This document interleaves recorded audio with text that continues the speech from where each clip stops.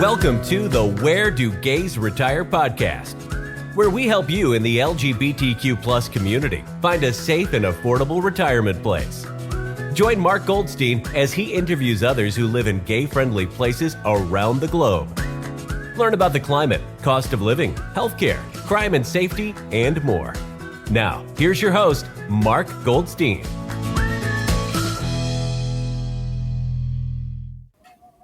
Have you ever wondered what it's like living in Flagstaff, Arizona? Today we'll find out. We have our special guest, Nancy Sullivan, and I'll tell you a little bit about Nancy. Nancy is a teaching professor of music and has been teaching French horn and chamber music at Northern Arizona University since 1994. She performs as principal horn with the Flagstaff Symphony, is a member of the Cocopelli and Eldon Brass faculty quintets, the NAU faculty chamber players, substitute horn with the Phoenix and Tucson Symphonies, co-principal horn with the San Juan Symphony in Durango, Colorado, member of the Flagstaff Festival Orchestra, and has performed in the Arizona Opera's orchestra's production of both Wagner's Ring Cycles. Nancy has also always been very involved with animal advocacy and is the past Flagstaff coordinator for the Arizona Pug Rescue and Adoption Network, while also being a foster parent to many homeless pugs. Oh, I love pugs. They're so cute. She is also an active volunteer and member of Best Friends Animal Sanctuary. Other favorite activities include trail riding her 3 ponies, hiking, camping, running, biking. I'm out of breath already. Enjoying her 2 kids and generally exploring and enjoying Northern Arizona's outdoor beauty on her small ranch outside Flagstaff with her wife, Claire. Welcome, Nancy. Thank you so much for coming and joining us at the podcast. We really appreciate it. Thank you, Mark. You're welcome. So we'll start off, Nancy. Can you tell us, well, I told the audience a little bit about you, but why did you choose Flagstaff, Arizona as your place to live? So I was living in Seattle when I chose to come to Flagstaff. It was mostly a connection to NAU, a performing musician in Seattle, and there was a job opening here at NAU in the music department, and I auditioned for it. And when I came for the audition, it just spoke to me. The beauty here, the outdoors. Always was a very outdoorsy person, and this just felt like the perfect niche spot for me, and just absolutely gorgeous. So when I got offered the job at NAU, I took it immediately because I was so excited to live in the beauty of Flagstaff and the climate here. What would you tell somebody considering Flagstaff as a retirement destination? What comes to mind? The very first thing that comes to mind for me is always just outdoorsy stuff. Nature, it is gorgeous, it's beautiful. Also, I'm an animal person. It's a really easy place to live with animals. It's a very friendly place and welcoming. And it's very liberal here, especially for Arizona, but for anywhere that I've lived, it feels very welcoming, and it has been very welcoming. So the climate is wonderful. Changing a little bit, but when I first came, very inviting. You like the colder weather? I do. As opposed to Phoenix? Yes. Gotcha. How would you describe Flagstaff's climate? I know it's cold and crisp, not what it was years ago, but what's it like to live at 7,000 feet elevation? So it's high desert here. It's dry, but it's mountainous. You know, it's cool. It tends to be cool, although the summers have really started heating up, as have the winters. Things are changing. Certainly when I first came, there were easily 100 inches of snow on average a year. Every year we counted on it. I love snow. I loved cross-country ski.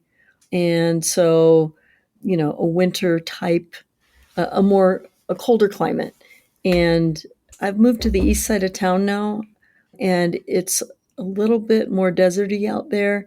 It's warmer. We have a longer growing season now.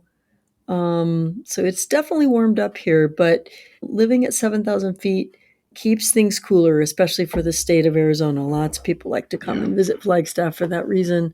Our temperatures in the summer don't tend to get above we used to say the 80s, now we say the 90s, though we did have our very first 100-degree temperatures last summer, I think. Wow. So, especially on the east side of town where I live.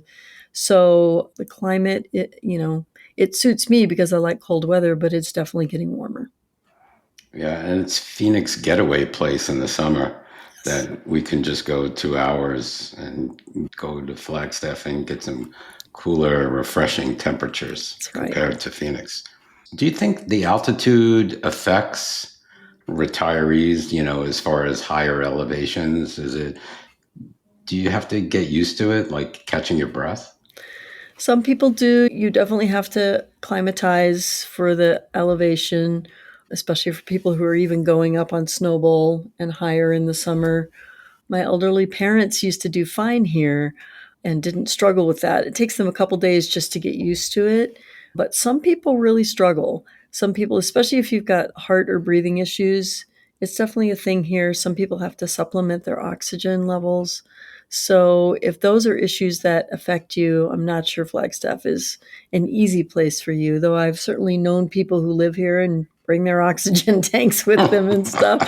But yeah, that can be an issue for people. It's also very dry here, as is most of Arizona, but something about the being high And elevation dry. and dry, I think, can get to people. I've had to just get used to it all these years.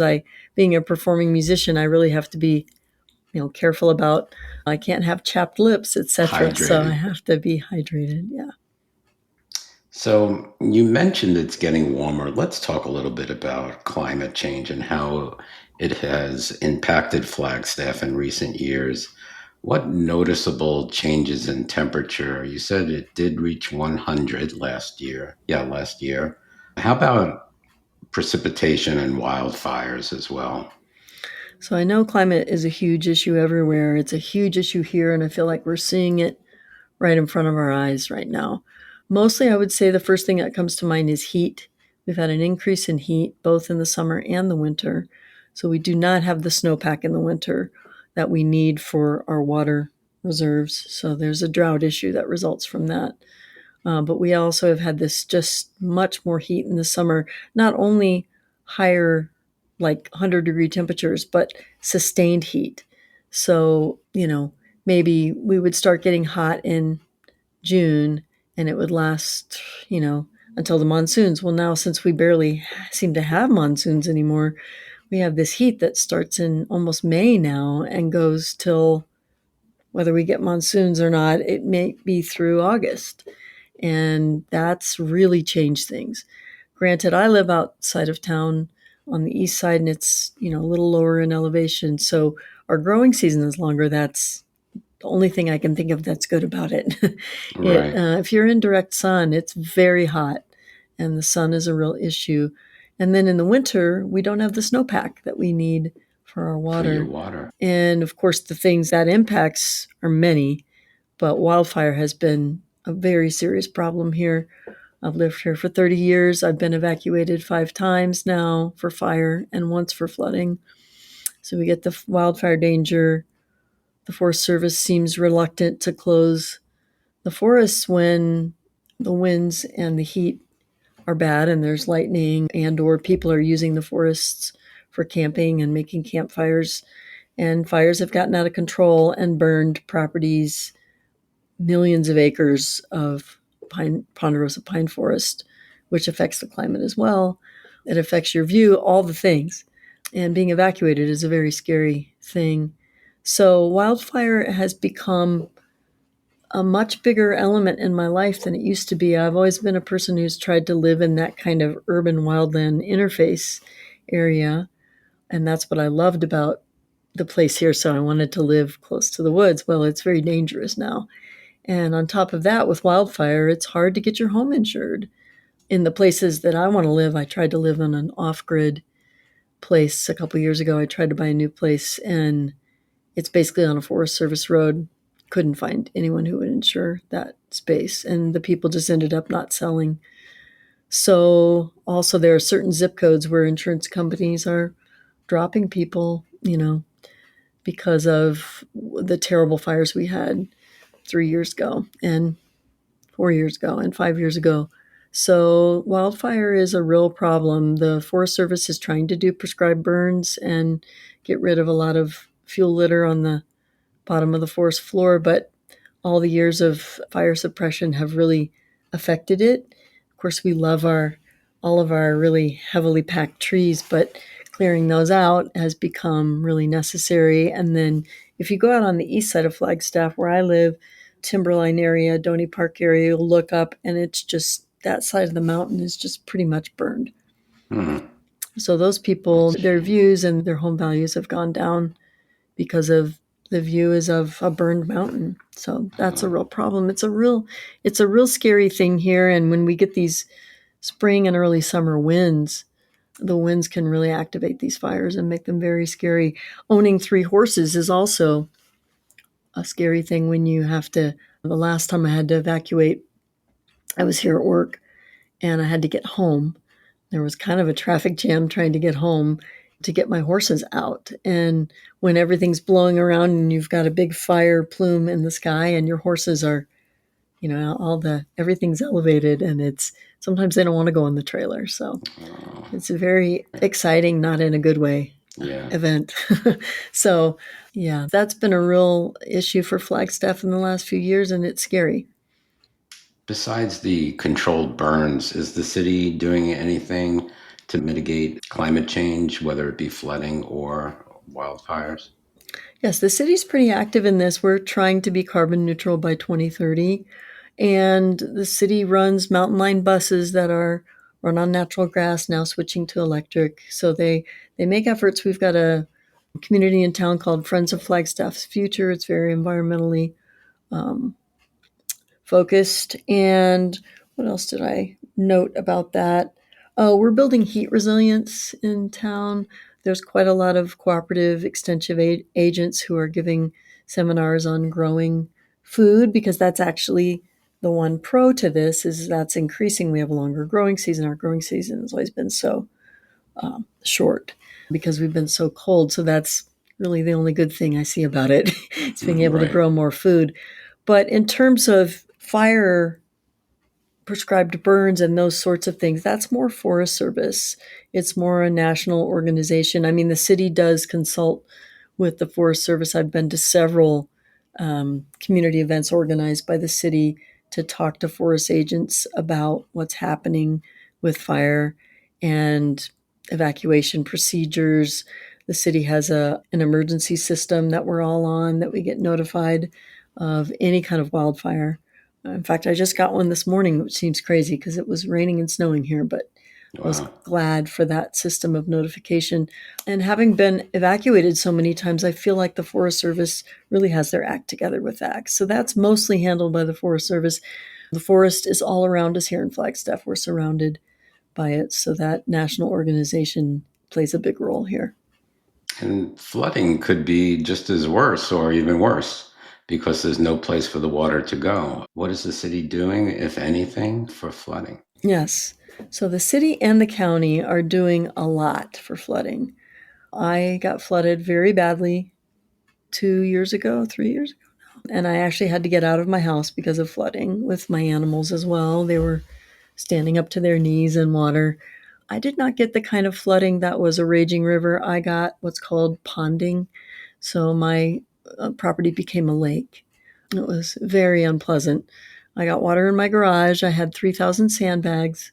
The county came out with a mitigation plan that was very good, but they started out with I do not live in a floodplain, but what was burned, the tanks that were burned up so high in the inner basin were burned so badly that the water just ran down like a river. So the area that's called Timberline was hit very badly with like raging flooding. And the county has built infrastructure to have that water flow come down. But of course, it can't contain all of it. And so that water definitely impacted people's homes. But the county has applied for federal funds and got a lot of federal funds for that issue and did a great job, I think. They helped us with sandbags. They started out saying that I needed 1,000 sandbags, which I thought was really overkill. by the time I was all done with that whole process, I had over 3,000 sandbags at my house. Wow. And luckily for me, I did that work because I would have had water in my house had I not put those sandbags out. So my property value went down in a day. It's coming back now. It looked a little bit like Death Valley for a day or so, or for a year or so, just, silt, and yeah, it took everything away. So kind of got that handled now, and the county has done a great job of handling flood mitigation. They have built retention ponds, they have supplied sandbags, they have put up concrete barriers. I had 8 concrete barriers around my house for a year, which was not fun, but saved my home for sure. And I was glad for that. The county provided those, and then I requested through a lot of forms to get them taken away. So they're gone now, and I'm glad for that too. I have regraded the road in front of my house, which is a dirt road privately maintained, and put some ditches on either sides, and that has really helped. So we all have done a lot of work around flooding for if this happens again. The county has done so much work that we're hoping and thinking we won't have nearly the problem we had 2 years ago. Across the east side of Flagstaff, it was bad. And in town, they had some flooding as well on the west side of town. And the city really got on that quickly and built a new retention pond on the west side of town that has seemed to handle things very well. So the city and county both did a great job with the flooding. The fire, I think the city and county have much less say in it. And so we're up to the Forest Service to call it. And I don't have quite as much confidence in that after all these years. Right. Looks like you're very involved in climate change yourself. I am kind of a climate information geek aficionado, and it scares me some too. It's actually why I know your podcast a little bit, because after being evacuated for the 4th or 5th time, I can't remember, I started looking at, gosh, where am I going to go? I don't know that I can do this anymore. In the meantime, I think it's strengthened my love of the community here. So it's a double-edged sword, that topic. Right. I see things changing, and I love my community, and my community is very strong and resilient.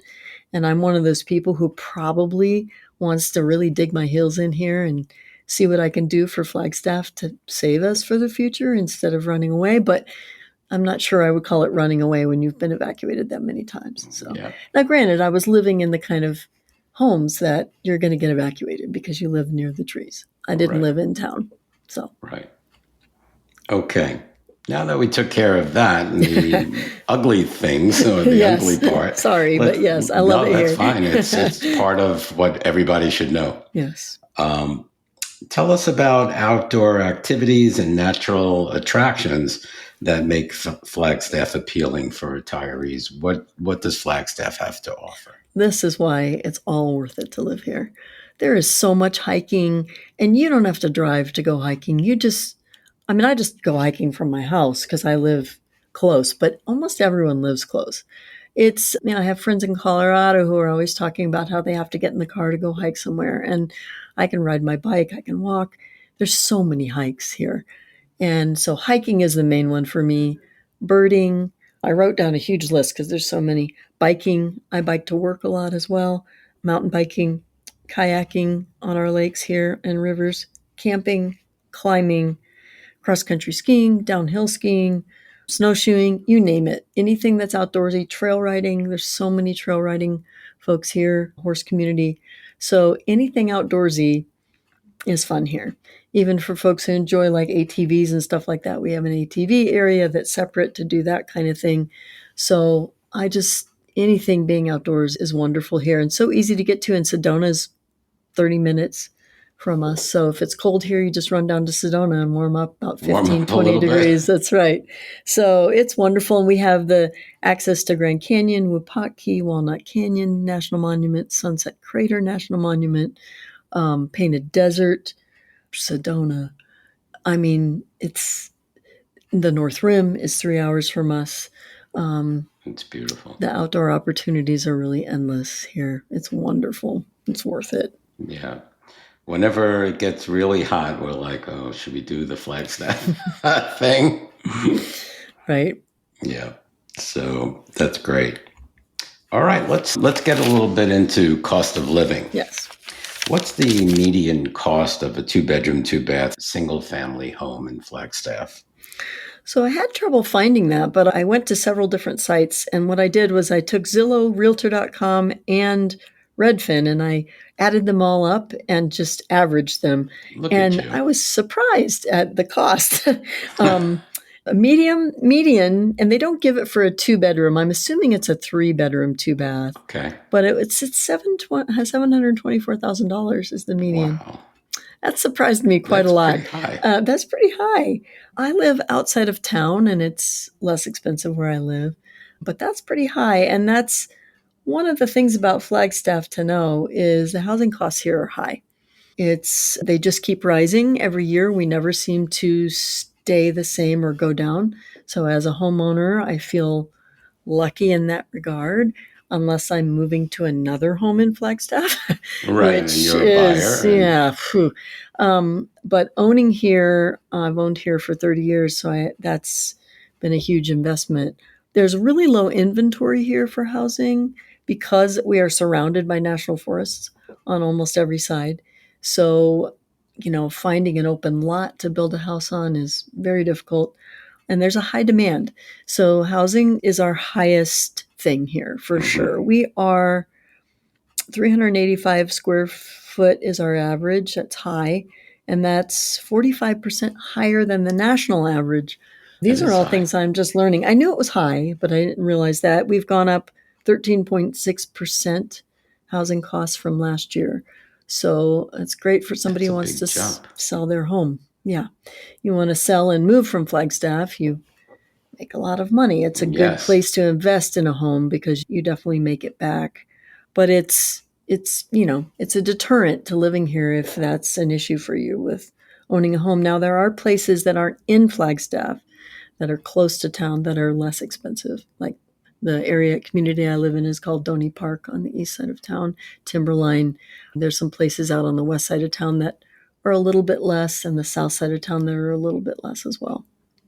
But saving grace to that is also Arizona has a low property tax. We do, yes. So compared to other states, like if you were to Exactly. compare California Yes. and Arizona, there's a big difference there. Yeah, even in spite of all the fire and flood, I think our property taxes stay pretty low. Yeah. So that's good. Yes, it is. Okay. You learn something new every day. That's right. Same. How about renting? Do you know what an average rent would be for a home? Yes, rentals are high here. I looked those up, and a 2-bedroom, 2-bath averages between $750 and $2,000 a month in town. Less outside of town, but in town, that's in it. And I haven't rented in a very long time, but that seems pretty high to me. Of course, we have a huge, NAU has 30,000 students. So we have a lot of rentals near the university. And I think they can just charge that kind of rent. Compared to Phoenix, it's low. It's low. Oh, okay. Wow. Phoenix, Okay. I don't think you can get a 2-bedroom, 2-bath in Phoenix for less than, I'm going to think, $2,500. Okay.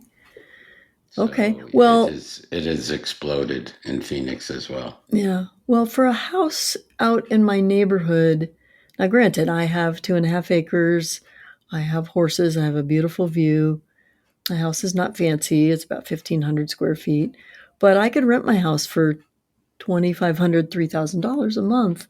But it's a 3-bedroom, 2-bath with some acreage. So that's a little higher. But okay, that's interesting to know. Yeah. Okay.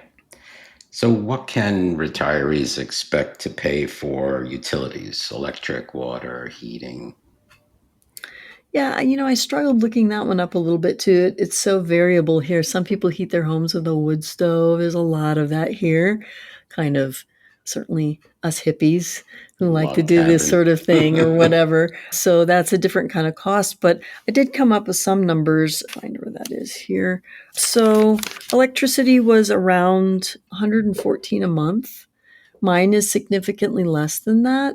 I have air conditioning, but I rarely use it because I have built some shade. I built a porch on the back of my house that really keeps my house a lot cooler. So my electricity bill is much lower than that. I have natural gas, and that's in the $100 a month range as well, maybe averages out over the year. And that's for heating, right?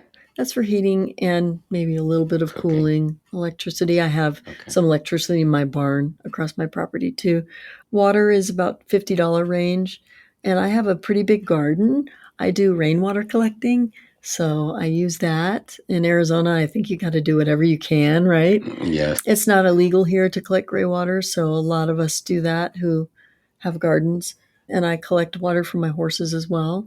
So that one was a little bit harder for me to I tried to look it up online and I couldn't find anything definitive. So I would say it's probably, I didn't find anything that said it's way more expensive to live here. I would say you're paying more for heating costs than you are for cooling costs here. Oh, yeah. A lot of people don't have air conditioners here. A lot. Now, where I live on the east side of town, where it's less expensive, it's hotter. So we're maybe 6,700 feet as opposed to 7,000 feet. And that little bit of difference, plus being on the other side of the mountain, makes it warmer and sunnier. And so it's not quite as cold. So. Yeah. And compared to Phoenix, your cooling cost is low. Yeah, we don't have a lot of cooling costs. We're in the 200s in the summer. Yeah, I would say most of the people I know here in Flagstaff do not have air conditioning. If people are building more recent homes as things are heating up, people are putting in more air conditioning now. You see that on a Facebook post every summer, people starting to say, who are the people to look for to put in air conditioning now? Yeah, that's a new thing here. So people don't have those costs as much. It's more heating. And then a lot of people here use either pellet stoves, wood stoves, some passive heating sources. So solar panels. Yeah, we should have more of those. Big environmental community here. So. That's good. That's good to know. How about groceries? Are you online with the U.S. average, you think?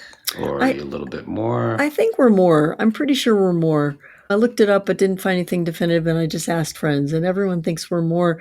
Part of it is shipping it up the hill from, Phoenix area or wherever the products are coming from. We are at the intersection of I-40 and I-17, so that makes it easy, but coming from anywhere, it's going to be a trek on a truck or something. Yeah. So our prices are higher.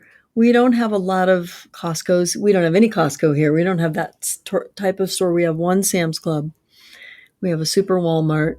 And then we have a big Fry's grocery store. And that's definitely, those are the least expensive places to buy groceries.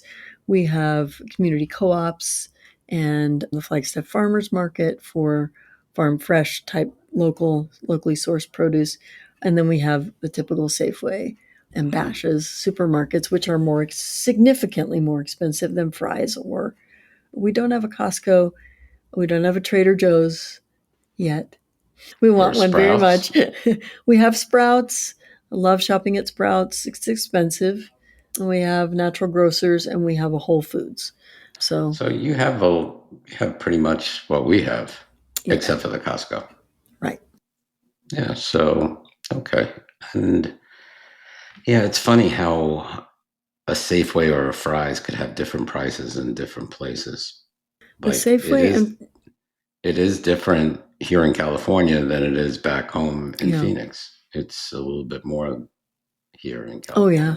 And gas over there. Wow. That's another thing. How about gas? What's an average gas? Yeah, gas here is higher than the average for sure. My wife lives part-time in South Carolina, and their costs are like she'll say, oh, gas has gone up to $2.50. And I'm like, oh, well, it's $4 here a gallon. Yep. We're in I think, $3 a gallon right now. So it's pretty low here, but we tend to be on the higher end because gas has to be trucked up here. When I'll travel to Phoenix to go to the airport sometimes or whatever, I'll get a little bit here, and then I have a big 4-wheel drive truck. So I'll tank up down there for sure. And All right. So a little bit more than the national average or Phoenix area. Yes. But that's kind of expected if they have to make the truck up there. That's right. So, okay. How about transportation? Do you have any transportation other than your own vehicle? Yes, we have some really good options here. We have the Mountain Lion bus system. Originally was really forward thinking. They were powering them with natural gas, and now they're switching over to electric. And we have lots of routes here in town. It's very affordable. I think a one-time 30-day pass is around the $30 range. A one-way ticket is $1.25 each way. So a lot of people use the bus. It goes all over town, all the way out towards my side of town, past the mall. NAU students have free public transportation on campus. There are buses, NAU buses on campus, so a lot of students use that. A lot of students come here without cars. They use their one wheels or their scooters, and a lot of biking here. We have very good dedicated bike lanes all through town, and people are respectful of that here. I have tried to be a bike commuter in other towns very unsuccessfully, especially when I moved back to Atlanta for a little while. It was like, this is dangerous. Here, I ride my bike as much as I can. Now that I'm getting older, have an electric bike, e-bike. That's what I'm getting at. Yes, wonderful, because my commute is 15 miles one way. So I used to ride my regular bike, but now and it has bigger tires for the snow. But we have the Mountain Lion bus. I think it's really quite good. They're changing to electric. I'm very glad for that. And it's a pretty walkable city if you're in town. When I lived in town, I used to ride my bike or walk pretty much everywhere.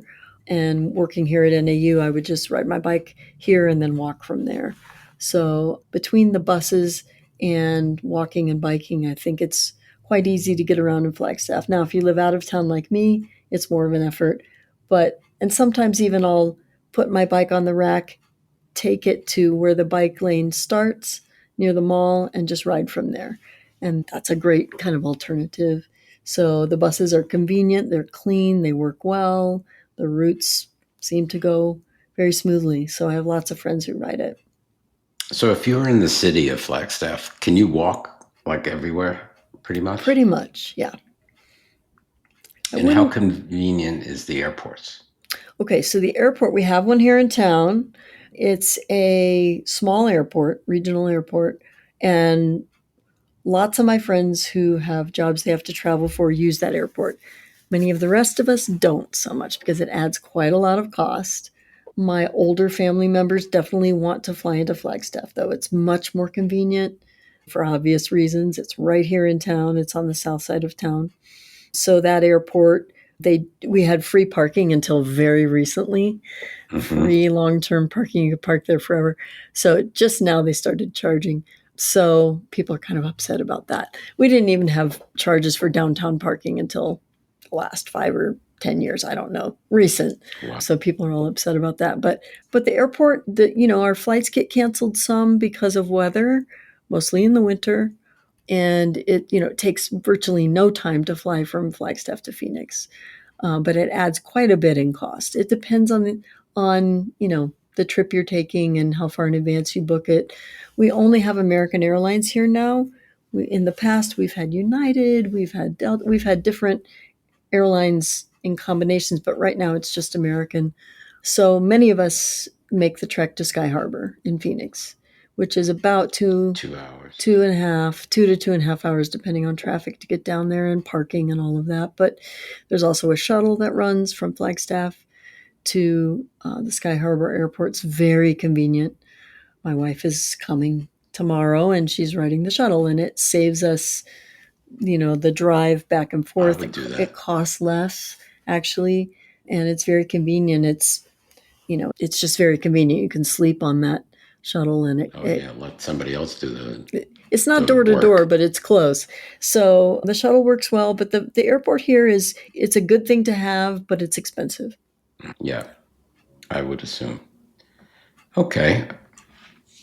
Now let's get into some talk about arts, culture, and lifestyle, which is also one of your things, I'm sure. It is. How would you describe Flagstaff's arts and culture scene? The theaters, galleries, music venues, retirees might enjoy? So I know a lot about NAU because I've worked here for 30 years and I'm in the School of Music. So we have a very active performance series. The faculty here at the School of Music is always doing concerts. Very, we have a very active schedule during the school year. In the summers, it's less active here on campus, but there's still things going on in town. In town, we have Flagstaff Symphony, which I play in. Very active. We have a concert tonight, Valentine's Day concert. And the orchestra stays really busy across northern Arizona. We do less runouts than we used to do. We used to go up on the Navajo Nation. We used to go to Sedona. We stick closer to town, but we still do serve our regional community here. We also have an orchestra Northern Arizona, which is a community orchestra that performs. We have the Flagstaff Community Band, performs all over the place, very active with them. Lots of music here downtown. Coconino Center for the Arts, the Orpheum Theater I saw Brandy Carlisle there, wonderful, intimate venue. And Indigo Girls, I saw them there. We also had the Pepsi Amphitheater, which is our outdoor amphitheater in the summer, and wonderful space to perform. I've performed there many times and then watch people perform. It's a beautiful space. And so there's lots of music going on downtown at not private venues, but restaurants and smaller venues as well. Lots of live music going on. And for art galleries, we have quite a few on campus that are active. I have one right upstairs from me from my office. And in town, we have the First Friday Art Walk every month. That's a lot of fun. A lot of times they'll have music going at those events. Everybody walks around to the different galleries looking at things and enjoying that scene here. It's not quite the scene that you get in a similar place like Santa Fe, but there's definitely an art scene here. The vibe is there. Yes, and we have a lot of participation from our Native community here, so that's really interesting as well. So theater, we have Flag Shakespeare Company that has collaborated with the symphony. We have dance groups, we have modern dance groups, Human Nature Dance Company. I have gone and seen some really interesting things way out in the woods, way out in the desert that have been put on by these very interesting performance art companies and or dance companies. So a lot going on here for the arts and culture in such a small town. There's a lot of intersection with nature here. Try to get outside and play. I've played at the observatory many times. I've played out in the woods before and had lots of people come. So, yeah, that's kind of a neat thing that we do here. Yeah. It's in the realm of performance art, I guess, but it just feels like celebrating nature. So it's pretty fun. And then we have some festivals related to the arts and culture here. You've probably heard about our Pickin' in the Pines. It's the Bluegrass Festival that happens every fall. I always miss it because it's the first week that NAU starts back. We have a big county fair. We have a huge county here in Coconino County, and the fair is wonderful. Lots to look at there and see, lots of animal stuff and art stuff, food stuff, all kinds of things. We have our folk festival that happens every year. We have a wool and fiber festival, which often there's music at that. Folks come off the nation and they bring their sheep, and there's all kinds of shearing demonstrations that go on. There's often music and different cultural things happening at that event as well. It's a really neat event. We have had classical music festivals in the past. We don't have one this year yet. I think that's being reformatted. There's a Horizon series in the summer that happens that brings in national artists from all genres, not just classical. And then, things spring up here and there that happen. In fact, we have a lot of outdoors activities here, including running events. And at the running events, we had a Beethoven 5K. So, some of us went and played for that. And I ran at I'm trying to think of what it's called, the prayer run on one of the observatory trails here. And they had Hopi artists out playing their instruments out on the trails while we were doing the run. And that was really great. Well, no wonder why you're living there for 30 years. It's That's perfect. Right. It's Hopefully I'll live a perfect long time because of this. Yes, it's true. Yeah, you will. It's great. That is wonderful. So how about the dining scene? Flagstaff has some good restaurants. We really do. And I wrote some things down, so I'm going to turn to that. We are kind of known for our Mexican food, and there's lots of really good places. We have a lot of craft beer here, several breweries. I mean, really good beers that have won a lot of international and national awards. We have gourmet burger places here. We have local food places here. So I guess I'll just name off some of the places that I asked my friends about when I was preparing for this. So the Tinderbox is wonderful. It's a wonderful place to eat. Shift is another one downtown. These are all going to be downtown. So Soba is a ramen place. Martin's is a very famous Mexican place. We have a vegan place called Red Curry. Josephine's is a wonderful, more fine dining place. It's a really quaint house. It's an old historic home, and it has all these little nooks and crannies of places to eat. It's wonderful. Oh, that's cool. We have the Himalayan Cafe, which is Himalayan food. There's a place called the Tourist Home, which is very good on the south side of town. And then the Beaver Street Brewery and Lumberyard Brewery, both wonderful. There's many other breweries. Mother Road is another one to mention. My favorite pizza place is called Pizzicletta. It's connected to Mother Road Brewing. There's another restaurant called Proper, which is very good, locally sourced meats. Satchmo's is a New Orleans style place. Wow. We have a very historic place called Macy's Coffee House, which is wonderful. It's a European style coffee house. I always take anyone who comes to town, I take to Macy's. It's wonderful. We have Salsa Brava, which is a kind of a famous Mexican place. It was featured on the show about divey restaurants. I forget exactly what it's called, but it was featured on that show. Dives, yeah, that's it. That's it. It was featured on there. It is good, and it's not very expensive. And then we have the Gourmet Diablo Burger. It's a gourmet burger kind of a place. We have some sort of finer restaurants. The Atria is one of them. We have all different things. And then a lot of people from here, if they really want to go have something really historic and fine dining, we'll head up to the El Tovar restaurant at Grand Canyon and have a nice lunch up there with a view of the Grand Canyon. It's wonderful. It sounds great. Yeah. It sounds like, there's no shortage of restaurants. There's such great restaurants for such a small town. Yeah. It sounds wonderful. Awesome. Okay. So let's get into the LGBTQ community. How welcoming is Flagstaff? Now, I know, I believe on the HRC Municipal Equality Index, they scored 100, if I'm not mistaken. So does the city have a reputation for inclusivity? Absolutely. I feel the most safe living here of anywhere I've ever lived. I lived in Madison, Wisconsin. I lived in Boston. Now, granted, that was more than 30 years ago, but Seattle, very inclusive community. Some of that might be due to the fact that I work at NAU. It's a very safe space here on campus. Even now, in our kind of challenging times, we have a lot of support here. And so we have an LGBTQ commission here on campus, and we talk about community issues all over Flagstaff, but especially related to NAU. So I feel very safe here in this town. I always have.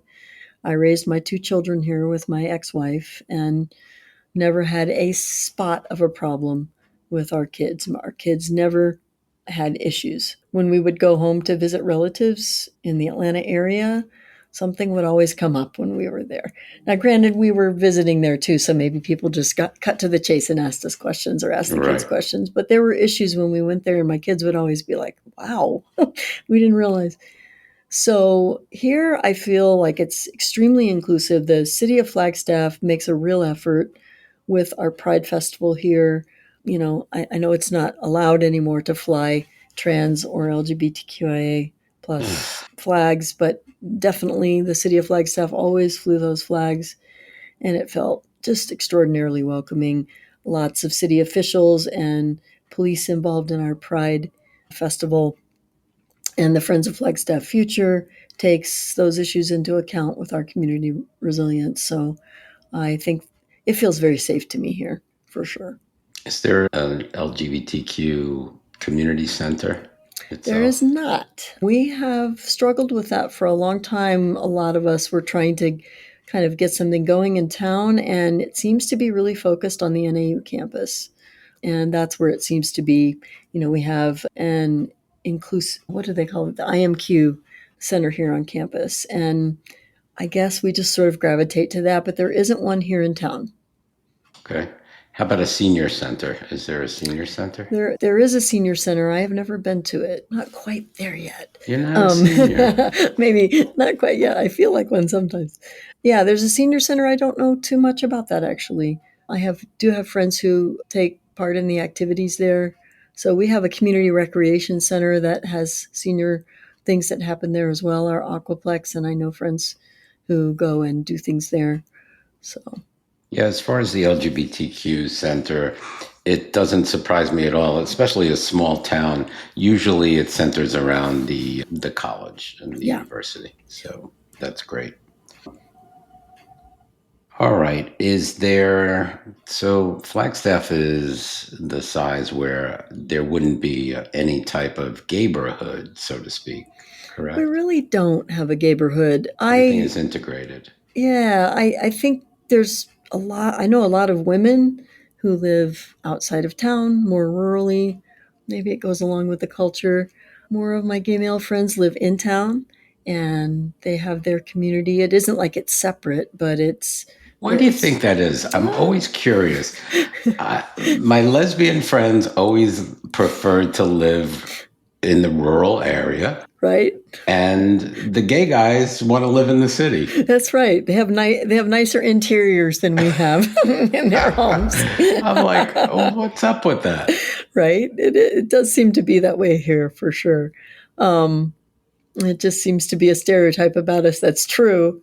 So yeah, we're kind of crunchy. I don't know. I Yeah, know lots of women who live out of town, and live in the country. Of course, I know plenty of folks who live in town too. Um, so there's no neighborhood really, though, but it's all right. friendly here as far as I know. In fact, I live in a rural community outside of town. Been more challenging for me with kind of, I mean, honestly, kind of rednecky people. But people have been accepting of me, and I don't hide, but it's harder for me out in this rural community that I live in than when I lived on the west side of Flagstaff, rurally, and it was more inclusive there for sure. Okay. All right. Is there so there's no kind of gay bars? There aren't, but almost every bar downtown is gay friendly. We definitely go through different stages of bars. We had a gay bar here a few years ago. It closed very suddenly. It was very packed all the time. Every time I ever Wow. went there, drag shows, everything. It was so much fun. Really well done. I don't know what happened. It was a cafe and a gay bar, and it was just great. And then it just Hmm. closed all of a sudden. So we loved that. There's quite a few places downtown where you go in, it's just no big deal. Right. And It's it's very very friendly. celebrated. So, but nothing specifically dedicated. We do have drag shows at the Orpheum. We have drag shows related to NAU events. We have dance parties, LGBTQIA dance parties. We have all kinds of events that are some of them more sober events and some that are at bars and clubs downtown. How do you get invited to, or how do you know what gay events or LGBTQ events are going on in town? So for me, it's usually through friends, but there's also Facebook, quite a bit of traffic on Facebook groups. There's some new folks who are doing some things. There's a new event called Stitch and Bitch at Bookman's, and it's just a place like some people do cross stitching or they do some kind of craft, and they invite everybody to come to Bookman's and you just hang out in the evening on a Tuesday night or something. And it's supposed to be a wonderful event. I really want to go to it. I haven't been yet. You can do a puzzle, you can just sit and talk to people and have a cup of coffee. They have a cafe there. So that's great. And I found out about that through, I'm wondering if it's called Queers of Northern Arizona, something along those lines on Facebook for sure. There is a meetup group here. I'm not involved with that, but I know of it. And I find out things through our LGBTQ group here on campus. Mhm. They send out, event announcements. So it's mostly online. I'll hear about it. I'm in the Flagstaff Front Runners as well, which is a queer running group. I know you guys have that in Phoenix too. Yep. I've been pretty involved in that. I hurt my back very badly and then couldn't go, but sometimes I would just show up and walk with my dogs. And in the summers, there can be 15, 20 people there. So for Flagstaff, that's a big group. And we do different trails and it's great. And their allies show up as well. That's been kind of my biggest social group I've done in the last few years. But there's more things that involve just going out at night and for younger folks, for sure. Yep. Sounds good. How about let's get into crime and safety? Okay. So I'm assuming Flagstaff is a very safe place to It's live. a very safe place. And I looked up, I'm going to turn back on my page here to look up where I found the crime statistics. So we have quite a bit less crime than a lot of folks across the country. We are at 59 per 1,000 residents is our number for crimes. That's a very low number. We do have some issues with homelessness, which I'm not necessarily saying is related to crime, but in the crime report, they include that. So I guess I'm including it here. Our city and county have done a really great job dealing with the homeless issue here by housing people. They've been renovating hotels on Route 66, on Old That's Route great. 66, these old retro hotels that they're just fixing up and housing people in there. And it's wonderful because, too, people can freeze out in the cold weather here for sure, living out in the forest or start fires. Yeah, it's the same as, I don't know how they do it here in Phoenix in the summer. I'll tell you, I've seen people just laying on the streets, and Sure. I've given them water and a little baggie of goodies. Right. Just so they could survive. Yeah, the heat-related deaths are going up. So, we have an organization called Flagstaff Shelter Services, and they're really been spearheading this issue with renovating old, sort of rundown hotels and really fixing them up and having people. And I think it's just been wonderful for community. Yeah. So we've had a lot of assistance in that regard. And so our crime is really quite low. We have a little bit of gang activity in an area called Sunnyside. It's kind of on the east side of town. It's kind of central to that area. I've never seen anything related to that. I haven't seen a lot of graffiti here, none of that sort of thing. It's terrible. I would assume there's very little violent crime as opposed to, like very little violent crime here. I'm terrible. Nobody knows where I live. That's good. Half of us don't lock our doors. And I didn't lock my car door till in the last 5 years. I mean, literally here on campus. I mean, that's terrible. That was dumb of me. Nothing ever happened. But in Flagstaff, there's so many people who are just like, oh yeah, we just do the Flagstaff thing.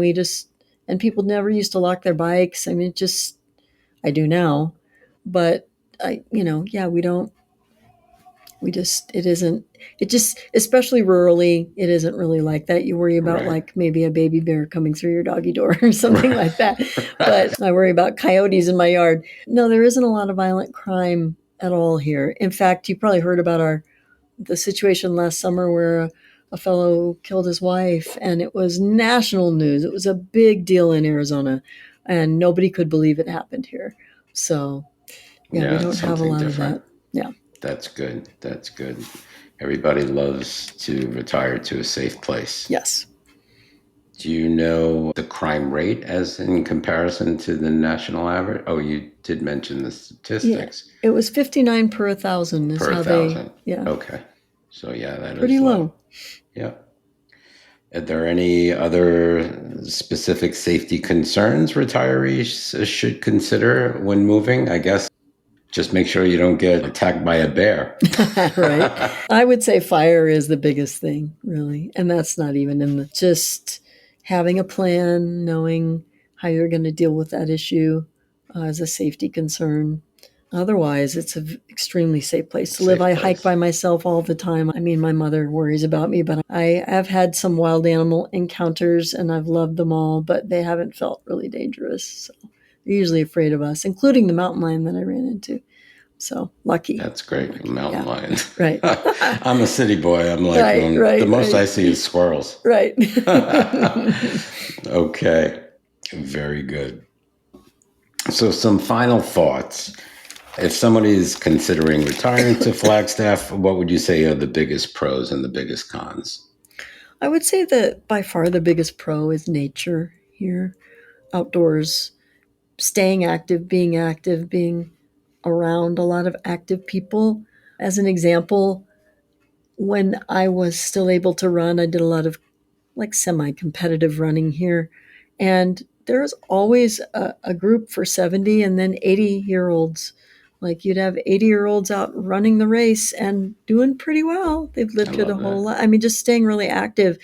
When I was in the Atlanta area, we'd have an over 50 and that would be it. But in Flagstaff, you get a lot of really active older people. So if you enjoy that kind of thing, you're going to fit in here. Just nature and being able to be in proximity to outdoors, so many different kinds of outdoor spaces. So I would say that's the biggest pro to here. And the climate, even though it's changing, is very pleasant. It's been very pleasant in the summers for sure. In Arizona, I would say it's the place to be in the summer. Yeah, Yeah. we always try to get away, and everybody says in Phoenix, "Oh, you want to go to Flagstaff?" That's right. It's so much cooler. It could be 30 So degrees much. cooler. That's right. Yeah. And I would say the negative would be the cost of housing. It's just the main thing here. While it's a big investment, if you plan to buy and then sell and maybe go somewhere a little less expensive, real estate is a great investment here, but it's expensive to get in. So, and if you want to rent, it sounds like it's not that bad, is what you were saying. I had heard from people it was expensive. So I would say just the cost of living here and the cost of housing. But, what we get for it makes up for it, in my opinion. You get what you pay for. Yeah, you do. What's the one thing that would surprise people the most about Flagstaff after they moved? Yeah. It surprised me when I moved here that how much I go other places when I'm tired of the weather. So say I'm tired of the cold, I go down to Phoenix for a day, or I just go to Sedona. I mean, Sedona's 30 to 45 minutes away, depending on where you live in Flag, and it's 15 to 20 degrees cooler, and it can be fairly miserable here, and you go have a pretty nice day down there.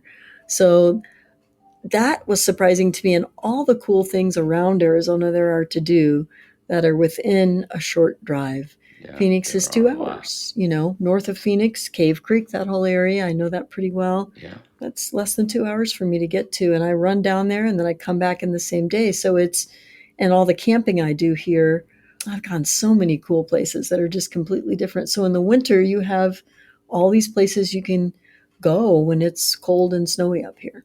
And in the summer, up here is great. And then there's the White Mountains. You can go enjoy cool weather out that way, and it's not crowded at all. And so it's wonderful. I love that about Arizona. I didn't know that about that before I came here. So yeah, it is surprising that there's so much to do, and there's so many different places and microclimates. Right. So if you can give one piece of advice to our LGBTQ retirees thinking about moving to Flagstaff, what would it be? If you like being out in a beautiful climate with a beautiful view, almost everywhere you are here is a beautiful view. It's the largest contiguous ponderosa pine forest in the country. You'll love it here. And it's a college town, so you have your culture. It's very liberal. There's lots of queer people here. And when I got on your podcast and started looking around and seeing how much cost of living was less other places, the community here is just, it wins out for me. And it's just the people and the way the people fit into the landscape. It sounds like you found your forever home. Yeah, it's pretty great. Yeah. So. Well, thank you, Nancy, and thank you so much for joining us and coming to the podcast. You're welcome. It's really been educational. I love speaking to you. I think we kind of hit it off, and I look forward to speaking to you sometime very soon. Same. I hope you'll come visit. I will. Call me up. Okay, I will. Okay, thank you. Take care. Mark. Okay, you too. Bye-bye. Thank you for listening to the Where Do Gays Retire podcast. If you enjoyed today's episode, please subscribe to our podcast and consider making a donation by clicking the coffee cup on any page at www.wheredogaysretire.com. Each cup of coffee that you buy costs $5 and goes towards helping us continue the podcast. Thank you for your continued support.